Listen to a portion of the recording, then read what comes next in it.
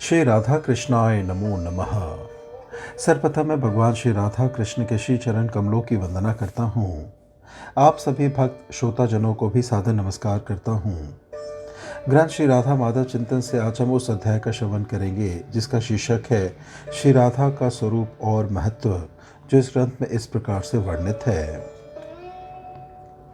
शक्तिमान के साथ शक्ति का नित्य अभिन्न तथा अविनाभाव संबंध रहता है। अतएव भगवान की हलादिनी रूपा स्वरूपा शक्ति श्री राधा जी भगवान में कल्पनातीत काल से ही अभिन्न भाव से स्थित है और सदा रहेंगी।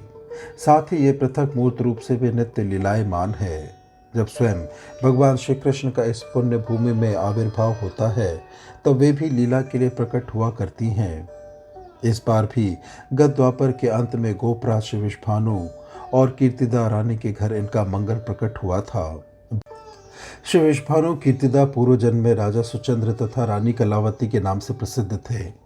इन दोनों ने दीर्घ काल तक तप करके ब्रह्मा जी से वरदान प्राप्त किया था कि द्वापर के अंत में स्वयं श्री राधा तुम दोनों की पुत्री होंगी।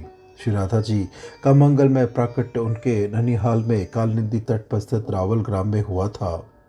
प्राकट के समय अकस्मात प्रसूति गृह में एक ऐसे दिव्य प्रखर ज्योति फैल गई कि जिसके तेज से अपने आप ही सबकी आंखें बूंद गई। इसी समय ऐसा भान हुआ मानो देवी कीर्तिदा के प्रसव हुआ है और प्रसव में केवल हवा निकली और जब कीर्तिदा तथा समीप में स्थित श्री गोपंगनाओं के नेत्र खुले तब उनको दिखाई दिया कि वायु में कंपन सा हो रहा है और उसमें सहसा एक परम सुंदर दिव्य लावण्यमयी बालिका प्रकट हो गई है। कीर्तिदा ने यही समझा कि इस परम दिव्य ज्योतिर्मय कन्या का जन्म मेरे से ही हुआ है। उन्होंने मन ही मन 2 लाख गौ दान का संकल्प किया। अंतरिक्ष से सुर समुदाय ने इतने सुगंधित सुंदर सुकोमल सुर सुमनों की वर्षा की और चारों ओर ढेर के ढेर वे पुष्प स्वयं ही सुंदर ढंग से सुसज्जित हो गए। जब दिशाओं में एक अभूतपूर्व आनंद की धारा बहने लगी, स्वयं भगवान श्री कृष्ण चंद्र के प्राकट्य के समय जो आनंद रस की धारा बही थी, आज उनकी आनंद रस भावमय इन हृदयेश्वरी के प्राकट्य के समय वही रस मानो समुद्र बनकर उमड़ चला और सभी दिशाएं उस आनंद रस में आप्लवित हो गई। नंद यशोदा के घर प्रकट हुए थे जब राधा प्रिय श्याम हुई प्रवाह थी, तब रस आनंद सुधा सरिता अभिराम। आज शाम के हृदय वल्लभा प्रकट हुई जब रावल ग्राम, उमड़ चला व रस सागर बन पलवति कर सब दिशा ललाम। फिर सभी दिशाएं जयध्वनि से गूंज उठी। ऋषिवर करभाजन श्रृंगी गर्ग और मुनि दुर्वासा पहले से ही पधारे हुए थे। उन्होंने बालिका के मंगल ग्रह नक्षत्रों का शोध किया और कुंडली बनाई। संपूर्ण ब्रजमंडल में यह शुभ समाचार फैल गया। महाभाग नंद यशोदा सदल बल उपहार लेकर पधारे। घर घर बधाइयाँ बटने लगी। देवर्षि नारद आए और आनंद रस में श्री राधिका का दर्शन स्तवन करके कृतार्थ हो गए। श्री राधा के संबंध में इधर कुछ विशेष चर्चा होने लगी है। देश में स्थान स्थान पर राधा अष्टमी महोत्सव मनाए जाने लगे हैं। राधा साधना के लिए भी विभिन्न स्थानों पर विभिन्न प्रकार की संस्थाओं का निर्माण हुआ है। ये सब शुभ लक्षण है, पर साथ ही शोधकर्ता तथा साहित्यिक महानुभावों के द्वारा भी इधर बहुत कुछ लिखा जाने लगा है। शोधकर्ता महोदय राधिका की ऐतिहासिकता पर विचार करते हुए पहले से ही कल्पना कानन में विचरण करने लगते हैं। अवतारवादी की कल्पना कब से हुई?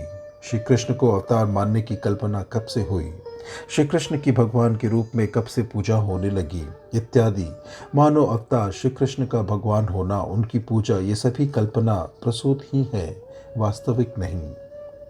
कितने वर्ष पुराने किस ग्रंथ में श्री कृष्ण का नाम आता है, किस में राधा का नाम आता है, इसकी खोज होती है। और यदि किसी पुराण में ग्रंथ में श्री कृष्ण या राधा का नाम मिल गया तो ये या तो निसंकोच कह देते हैं कि वह ग्रंथ ही आधुनिक है, पुराना नहीं, अथवा उसमें जो श्री कृष्ण या राधा को लेकर प्रसंग आए हैं वो प्रक्षिप्त हैं, पीछे से जोड़े गए हैं। शोधकर्ताओं की शोध का नमूना देखिए। देवोपासना की प्रवृत्ति हुई, देवता शक्ति के बिना निर्बल प्रतीत होने लगे, इसलिए देवताओं की शक्ति की भी कल्पना की जाने लगी। इस तरह कृष्ण के साथ भी उनकी शक्ति की आवश्यकता हुई और कृष्ण उपासकों को जब रुक्मिणी सत्यभामा से संतुष्टि नहीं हुई तब राधा का आविष्कार हो गया। धर्म और साहित्य के माध्यम से कृष्ण का परिचय तो पहले से था, राधा का कालांतर में हुआ। राधा का नाम महाभारत, हरिवंश, श्रीमद् भागवत आदि में नहीं है, पद्म पुराण में है। इसलिए राधा सर्वथा काल्पनिक है।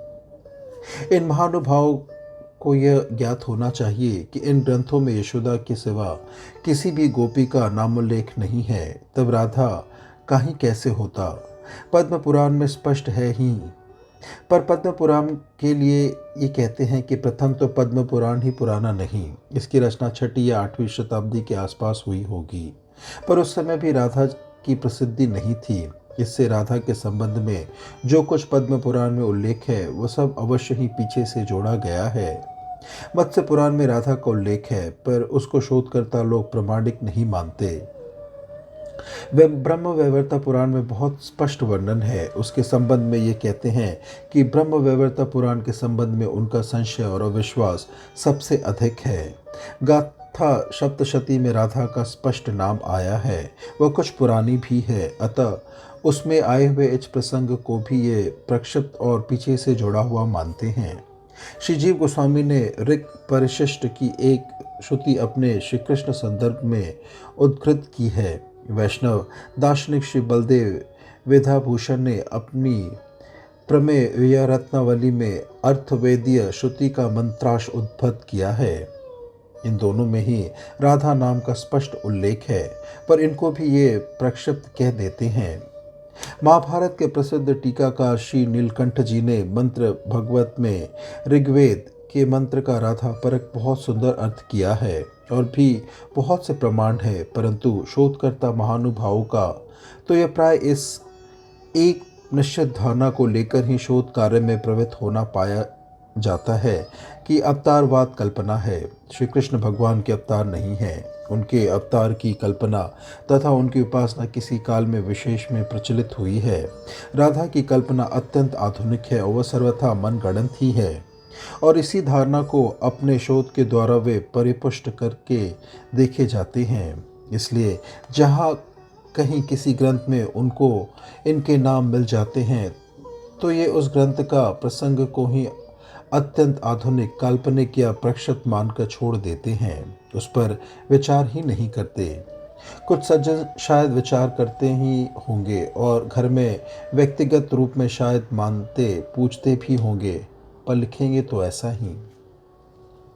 ये उन वेदांग परांगत भगवत प्राप्त प्रातस्मरणीय आचार्य महात्मा और दार्शनिक विद्वान जैसे सर्वमान्य अद्वैत वेदांतचार्य श्री शंकराचार्य, वैष्णवाचार्य श्री निम्बकाचार्य, श्री माधवाचार्य, श्री वल्लभाचार्य, प्रेम अवतार श्री चैतन्य महाप्रभु, आचार्य श्री हित हरिवंश जी, गोस्वामी श्री सनातन, श्री रूप और श्री जीव तथा ऐसे ही अनेक महानुभावों की वाणी को भी, जिन्होंने श्री कृष्ण, राधा, गोपी आदि के नामों तथा लीलाओं को अपने ग्रंथ में बार बार स्पष्ट शब्दों में उल्लेख करके उनके प्रति अपनी भक्ति प्रकट की है और लोगों को सर्वद कल्याण के लिए उनकी भक्ति, पूजा, आराधना करने की आज्ञा तथा प्रेरणा की है, और जिनमें से बहुतों को श्री कृष्ण, श्री राधा और श्री गोपीजनों के साक्षात दर्शन का भी सौभाग्य प्राप्त हो चुका है, अप्रामाणिक ही मानते हैं।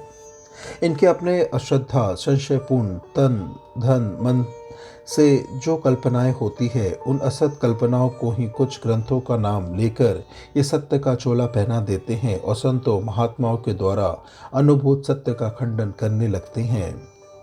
अपने उन कल्पनाओं की सत्यता प्रमाणित करने के लिए भी वैसा ही असत कल्पनाओं के आधार पर रचित साहित्य को प्रमाण मान लेते हैं।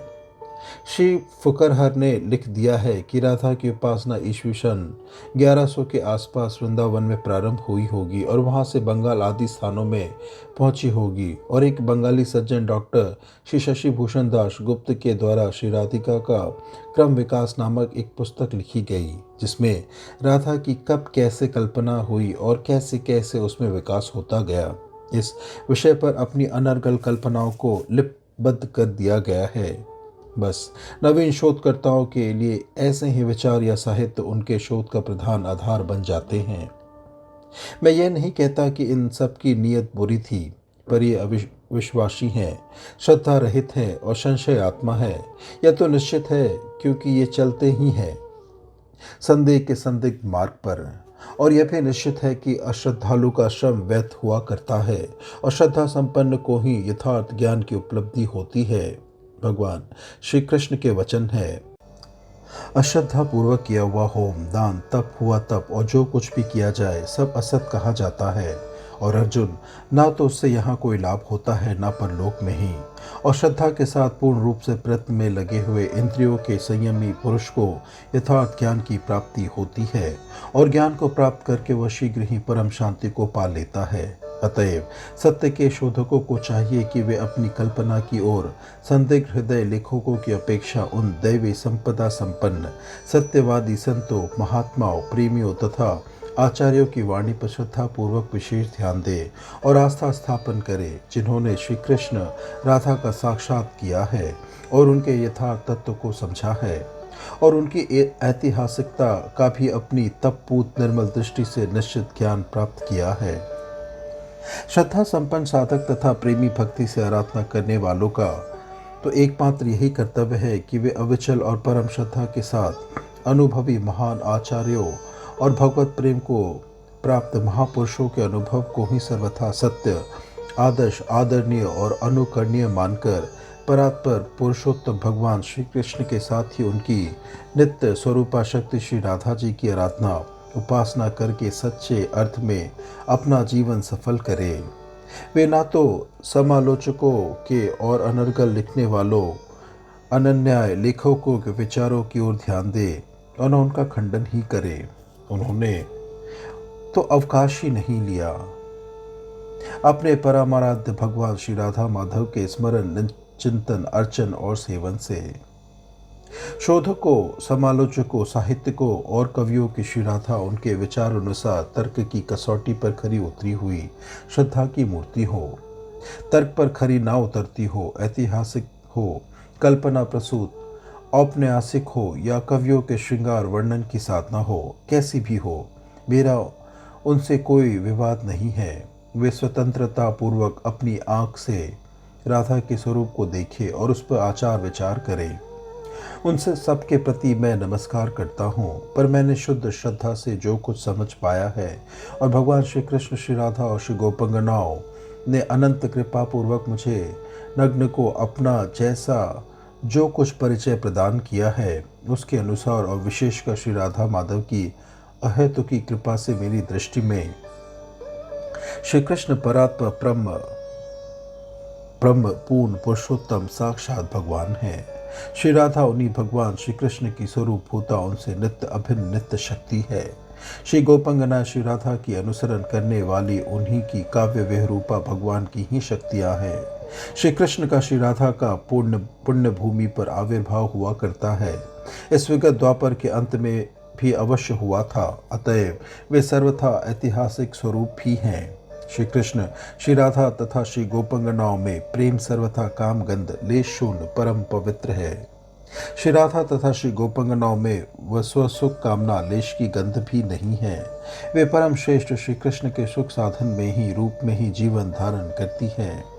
उनका सर्वस्व श्री कृष्ण के सुख के लिए ही सहज समर्पित है।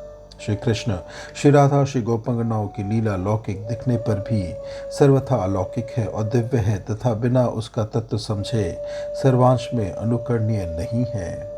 मुझे अपनी दृष्टि से इस तत्व सिद्धांत में तनिक भी संदेह नहीं है, पर मेरा यह भी आग्रह नहीं है कि सब लोग न जचने पर भी इसे मान ही लें।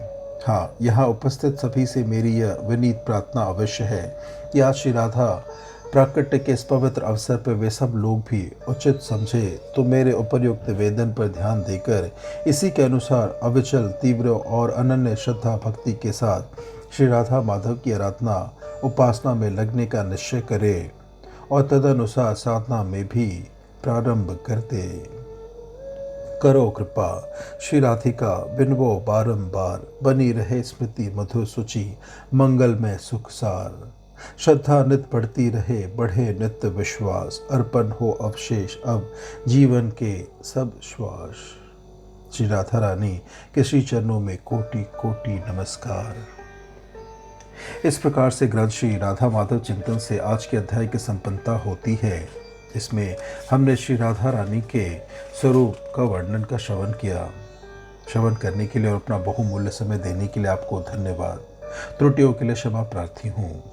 श्री राधा कृष्णाय नमो नमः।